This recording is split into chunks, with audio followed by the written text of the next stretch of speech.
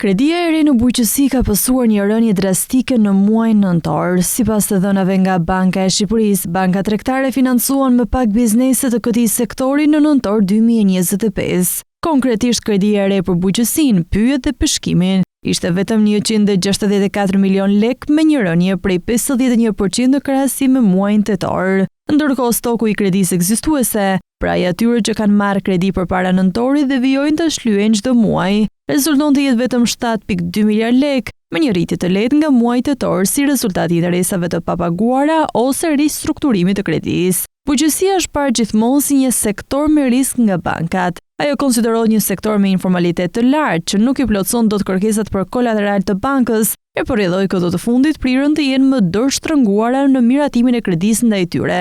Ndaj edhe shumë biznese të bujqësisë i drejtohen shpesh edhe dyerve të institucioneve financiare jo banka, të cilat kanë më pak kërkesa për kredidhënie se sa bankat. Deri më tani ekzistojnë disa nisma që mund të arrisin mbështetjen ndaj këtij sektori. Fillimisht garancia sovrane me një fond prej 3 miliard lekësh ose 30 milion eurosh është një instrument i vënë në shërbim të sektorit privat me qëllim lehtësimin e aksesit në financë për fermerët dhe ndërmarrjet e vogla dhe të mesme.